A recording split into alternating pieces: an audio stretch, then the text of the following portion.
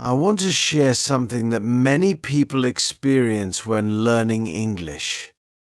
It's about understanding English well but having trouble speaking it. This is a very common problem, and I know exactly how it feels because I've been there myself. I could read books in English, watch movies, and understand people talking in English. But when it was time to speak, I felt nervous. It was hard to find the right words, and I was afraid of making mistakes. Maybe you feel the same way. Let me tell you my story. Chapter 1: My English Learning Journey. When I first started learning English, I was good at reading and listening. I could understand what people were saying in movies or when I read something, but when it came to speaking, it felt like my mind went blank. I would get nervous and start thinking, what if I make a mistake, or what if people laugh at me at first? I was very frustrated. It seemed like no matter how much I studied, I still couldn't speak English well. Then I decided to try something different. I started practicing speaking English by myself at home. I would talk about my day, describe things in my room, or just repeat phrases I had learned. It was strange at first, talking to myself, but it helped me get used to speaking English out loud.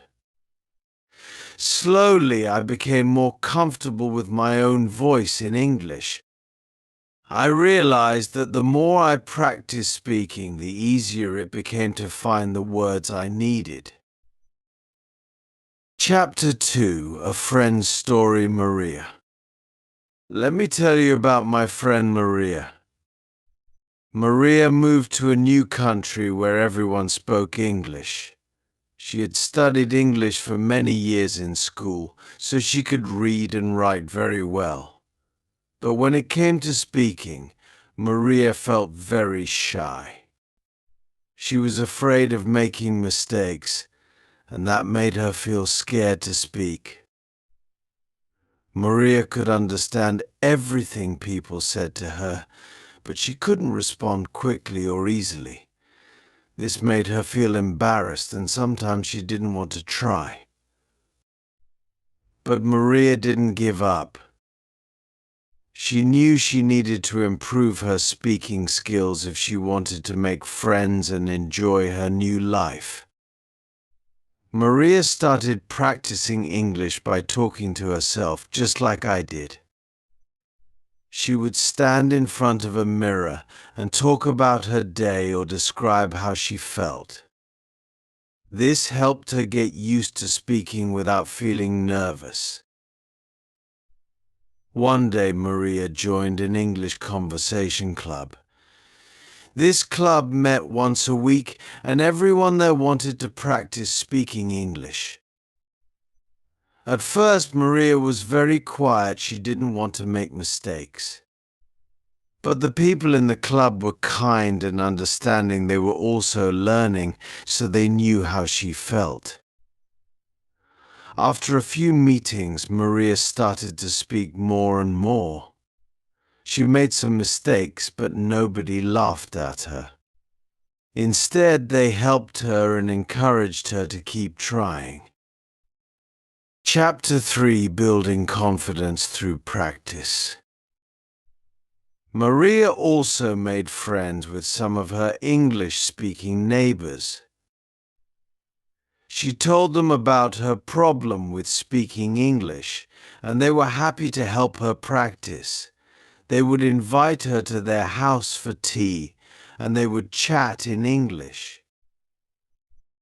These friendly conversations really helped Maria a lot. She learned new words and how to use different expressions. Most importantly, Maria started to feel more confident. Another thing that helped Maria was listening to English music and singing along. Maria loved music, so this was a fun way for her to practice. Singing helped her with her pronunciation and also taught her how to match words with the right rhythm. She also enjoyed watching English movies with subtitles. This helped her understand how words were used in real-life conversations, and she would try to repeat lines from the movies. Maria's journey wasn't always easy. There were times when she felt like she wasn't making progress, but she kept practicing every day. She realized that it was okay to make mistakes because mistakes are a part of learning.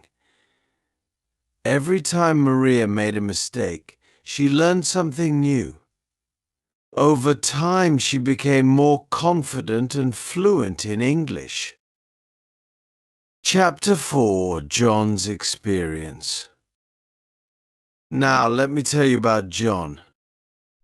John moved to an English-speaking country for work. He was very good at his job, but like Maria, he struggled with speaking English. This made it hard for him to talk with his colleagues. He could understand everything in meetings, but when it was his turn to speak, he would feel very nervous and sometimes couldn't think of the right words. John didn't want his colleagues to think he wasn't smart just because he wasn't good at speaking English, so he decided to take action. John found a language partner, a native English speaker who wanted to learn his language. They met twice a week, and they would practice speaking both languages. This helped John improve his vocabulary and pronunciation, and he also felt good because he was helping someone else. John also took an online English speaking course.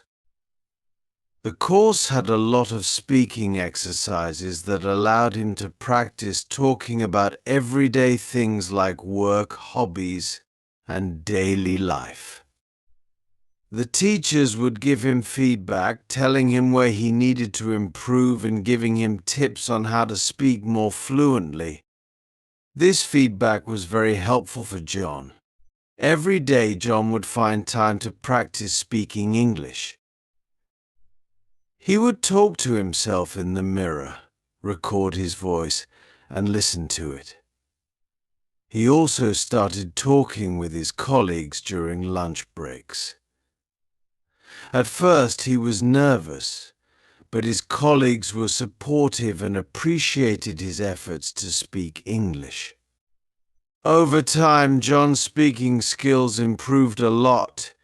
He became more confident during meetings and was able to share his ideas clearly. His boss noticed his improvement and praised him for his hard work. Chapter 5: Lessons from these stories. From Maria's and John's stories, we can learn a few important things. First, it's completely normal to feel nervous when speaking a new language, especially when we are still learning. But the only way to overcome this fear is by practicing regularly. Speaking to yourself, joining conversation groups, and making friends with native speakers are all good ways to practice and improve. Second, we need to be patient with ourselves. Learning a new language takes time, and it's okay to make mistakes. Mistakes are actually good because they help us learn. The important thing is to keep trying and not give up. Third, having people around us who support and encourage us is very helpful. Whether it's friends, neighbors, or colleagues, having people who understand and help us makes learning much easier. Lastly, finding ways to make learning fun is also important. Listening to music, watching movies, singing, or like and subscribing to this channel can make the process enjoyable. When we enjoy what we are doing, we are more likely to keep practicing. Chapter 6: Maria's Progress. After several months of practice, Maria's English speaking skills improved a lot. She became more confident and started participating more in her English conversation club. One day she even gave a short speech in front of the group, telling them about her journey. Everyone clapped and cheered for her. This was a big moment for Maria, and she felt very proud of herself. At work, Maria's job required her to talk with customers in English. Before, she would feel very nervous and try to keep the conversation short. But now, she enjoyed talking to customers, asking them about their day and helping them with their questions. Her boss noticed her improvement and praised her for her hard work. This made Maria even more motivated to keep practicing and improving her English. Chapter 7: John's Continued Improvement. John also kept making progress. His online English course required him to give a presentation as the final project. John chose a topic that he loved and worked hard on his presentation. He practiced speaking many times, recording himself and making small improvements. When the day of the presentation came, John was nervous, but he was ready. He spoke confidently and clearly, and his teachers and classmates were impressed. John's improved speaking skills also helped him at work. He could participate more in meetings, share his ideas, and contribute to discussions. His boss gave him more responsibilities, and John felt proud of himself. He realized that all his hard work was paying off. Chapter 8: What you can do. If you are struggling to speak English, don't worry, you are not alone. Many people have the same problem, but the good news is that you can improve.